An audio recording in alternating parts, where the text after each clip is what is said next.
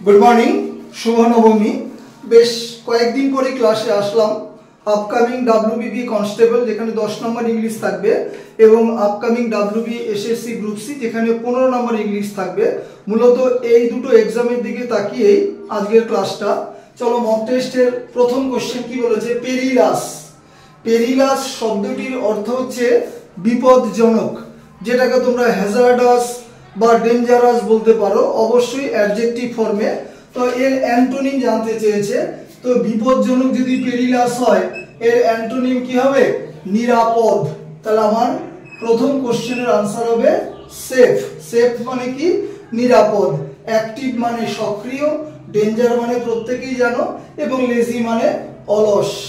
চলো পরবর্তী কোশ্চেন সেটা হচ্ছে অবশ্যই একটা ইম্পর্টেন্ট এরর কারেকশন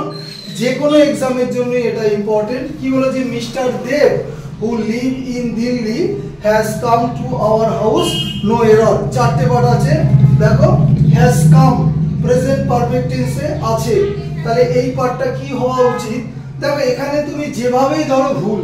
কারণ মিস্টার দেব থার্ড পারসন সিঙ্গুলার নাম্বার যদি তুমি মিস্টার দেব থার্ড পারসন সিঙ্গুলার নাম্বার আমরা জানি এবার যদি এই পার্টটাকে তুমি পাস্টে করো তবুও ভুল প্রেজেন্টে করলেও ভুল যেহেতু এটা প্রেজেন্ট পারফেক্টে আছে যে মিস্টার দেব যিনি দিল্লিতে বাস করেন has come to our house তাহলে যিনিটাকে এই হুয়ের অ্যান্টিসিডেন্ট হচ্ছে মিস্টার দেব সিঙ্গুলার নাম্বার তাহলে এই যে লিভ শব্দটা আছে বাস করা এর সাথে একটা এস যুক্ত হবে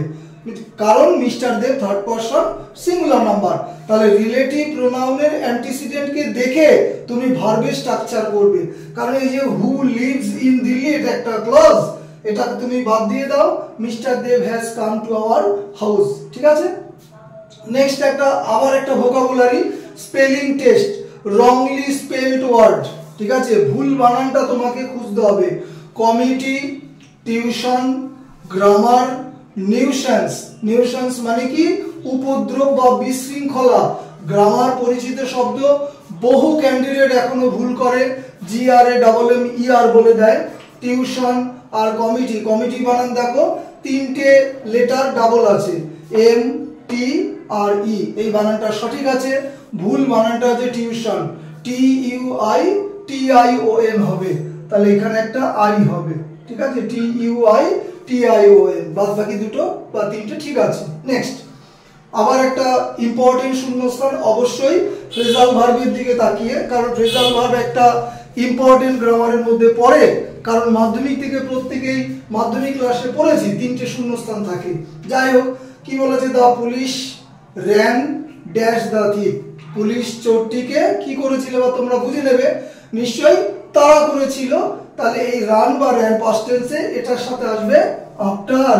রান আফটার বা র্যান আফটার বাংলা মানে তাড়া করা বা ধাওয়া করা ঠিক আছে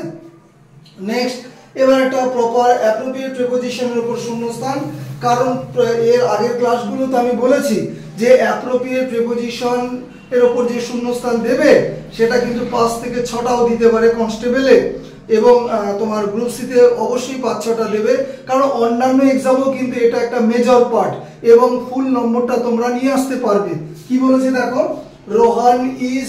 ফন্ড ফন্ডের সাথে অ্যাপ্রোপ্রিয়েট প্রিপোজিশন অফ হয় বাংলা মানে অনুরাগী পজিটিভ অর্থে অ্যাডিক্টেড এর সাথে টু হয় ফন্ডের সাথে অফ হয় নেক্সট দেখো একটা ওয়ান ওয়ার্ড দিয়েছি কি বলেছে ফিট টু বি ইটেন মানে খাওয়ার উপযুক্ত ভোজন করার উপযুক্ত তাহলে OW মানে ওয়ান ওয়ার্ড কি বলেছে ক্রেডিবল অডিবল এডিবল লেজিবল যারা একদম বিগিনার্স আছো তাদের দিকে তাকিয়ে মানেটা বলছি যারা মডারেট বা পুরনো তারা তো অবশ্যই পারবে ক্রেডিবল মানেটা কি বিশ্বাসযোগ্য অডিবল মানে যা শ্রবণ করা যায় শ্রবণের যোগ্য আর লেজিবল মানেটা যেটা পাঠ করা যায় কোনো লেখা পড়া যায় ঠিক আছে লেজিবল ইললেজিবল বলি না লিগাল ইললিগাল ওটার সাথে গুলিয়ে ফেলবে না লেজিবল মানে পাঠের যোগ্য ঠিক আছে তাহলে আমার সঠিক आंसर হবে এডিবল যে খাওয়ার যোগ্য ঠিক আছে ভোজনের যোগ্য এই হচ্ছে ইম্পর্টেন্ট 6টা কোশ্চেন যার উপর মক টেস্ট দিলাম ক্লাস শেষ করছি হ্যাভ এ গুড ডে